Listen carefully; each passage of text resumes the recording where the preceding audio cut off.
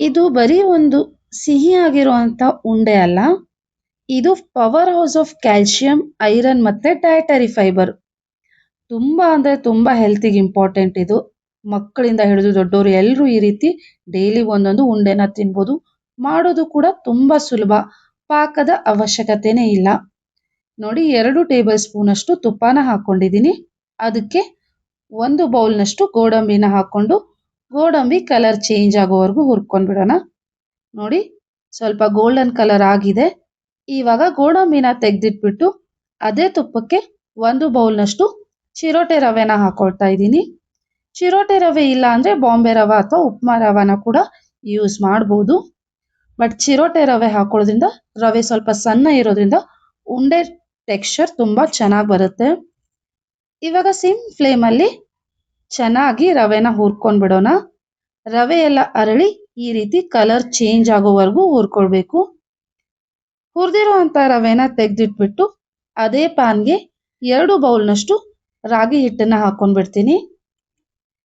ಮೊದಲಿಗೆ ರಾಗಿ ಹಿಟ್ಟನ್ನ 10 ನಿಮಿಷ ಹಾಗೆ ಹುರ್ಕೊಳ್ಳೋಣ.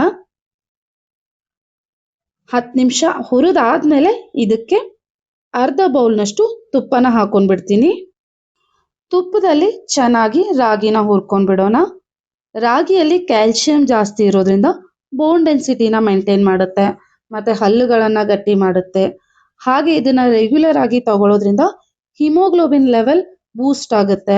ಹಾಗೆ ಲ್ಯಾಕ್ಟೇಷನ್ ಮದರ್ ಮತ್ತೆ ಪ್ರೆಗ್ನೆಂಟ್ ವುಮೆನ್ಗೆ ತುಂಬಾ ಇದು ಇಂಪಾರ್ಟೆಂಟ್. ಡೈಲಿ ಅವ್ರು ತಗೊಳ್ಬೇಕು.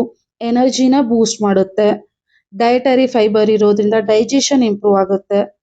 ನೋಡಿ, ರಾಗಿನ ನಾನು ಚೆನ್ನಾಗಿ ಹುರ್ಕೊಂಡಿದ್ದೀನಿ. ಈ ರೀತಿ ಸ್ಪೂನ್ ಇಂದ ನಾವು ರಾಗಿನ ಸೆಪ್ರೇಟ್ ಮಾಡಿದಾಗ ನೋಡಿ ಎಷ್ಟು ಚೆನ್ನಾಗಿ ಬಂದಿದೆ. ಇವಾಗ ಇದು ಉಂಡೆ ಕಟ್ಟಕ್ಕೆ ರೆಡಿ ಆಗಿದೆ. ಇದನ್ನ ನಾನು ರವೆನ ತೆಗೆದಿಟ್ಟಿದ್ನಲ್ಲ ಅದೇ ಪರಾತ್ಗೆ ಟ್ರಾನ್ಸ್ಫರ್ ಮಾಡ್ಕೊಂಡು ಬಿಡ್ತೀನಿ. ನಾನು ಮಾಡೋ ರೆಸಿಪೀಸ್ ನಿಮ್ಗೆ ಇಷ್ಟ ಆದರೆ ಮತ್ತೆ ಹೊಸ ಹೊಸ ರೆಸಿಪೀಸ್ನ ನೋಡಬೇಕಂದ್ರೆ ಬೇಗ ಬೇಗ ಲೈಕ್, ಶೇರ್ ಆ್ಯಂಡ್ ಸಬ್ಸ್ಕ್ರೈಬ್ ಕೂಡ ಮಾಡಿ. ಇವಾಗ 2 ಟೀ ಸ್ಪೂನ್ ಅಷ್ಟು ಯಾಲಕ್ಕಿ ಪುಡಿನ ಹಾಕೊಂಡ್ಬಿಡ್ತೀನಿ. ಹಾಗೆ 1.5 ಬೌಲ್ನಷ್ಟು ಬೆಲ್ಲನ ಹಾಕೊಳ್ತಾ ಇದ್ದೀನಿ. ಬೆಲ್ಲನ ಸ್ವಲ್ಪ ಜಜ್ಜಿ ಹಾಕೊಳ್ಳಿ, ಸೊ ದಟ್ ಗ್ರೈಂಡ್ ಮಾಡುವಾಗ ಈಸಿಯಾಗಿ ಗ್ರೈಂಡ್ ಆಗಿಬಿಡುತ್ತೆ. ನೀಟಾಗಿ ಮಿಕ್ಸ್ ಮಾಡ್ಕೊಂಡ್ಬಿಟ್ಟು ಇದನ್ನ ನಾನು ಒಂದು ಮಿಕ್ಸಿ ಜಾರ್ಗೆ ಹಾಕಿ ಗ್ರೈಂಡ್ ಮಾಡ್ಕೊಂಡ್ಬಿಡ್ತೀನಿ. ಗ್ರೈಂಡ್ ಮಾಡ್ಕೊಳ್ಳೋದ್ರಿಂದ ಉಂಡೆ ಕಟ್ಟಕ್ಕೆ ಈಸಿ ಆಗಿಬಿಡುತ್ತೆ. ಈವನ್ ಆಗಿ ಎಲ್ಲ ಇಂಗ್ರೀಡಿಯೆಂಟ್ಸು ಮಿಕ್ಸ್ ಆಗಿಬಿಡುತ್ತೆ. ತುಂಬಾ ಅಂದ್ರೆ ತುಂಬಾ ಈಸಿ ಆಗಿದೆ ಅಲ್ವಾ? ನಾವು ಒಂದೊಂದ್ಸರಿ ಅನ್ಕೋತೀವಿ, ಅಯ್ಯೋ ಪಾಕ ಸರಿ ಬರ್ಲಿಲ್ಲ, ಉಂಡೆ ಗಟ್ಟಿ ಆಯ್ತು ಅಥವಾ ಉಂಡೆನೇ ಕಟ್ಟಕ್ ಬರ್ತಿಲ್ಲ. ಅದೆಲ್ಲ ಟೆನ್ಷನ್ನೇ ಇಲ್ಲ.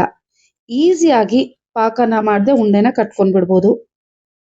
ಸೊ ಇವಾಗ ರುಬ್ಬಿರುವಂತ ಮಿಶ್ರಣನ ನಾನು ಟ್ರಾನ್ಸ್ಫರ್ ಮಾಡ್ಕೊಂಡ್ಬಿಡ್ತೀನಿ. ನೋಡಿ, ಚೆನ್ನಾಗಿ ರುಬ್ಕೊಂಡ್ಬಿಟ್ಟಿದ್ದೀನಿ. ಇವನ್ ಆಗಿ ಮಿಕ್ಸ್ ಆಗಿದೆ. ಇದೇ ರೀತಿ ನಾನು ಎಲ್ಲ ಮಿಶ್ರಣನೂ ಗ್ರೈಂಡ್ ಮಾಡಿ ತಗೊಂಡಿದ್ದೀನಿ.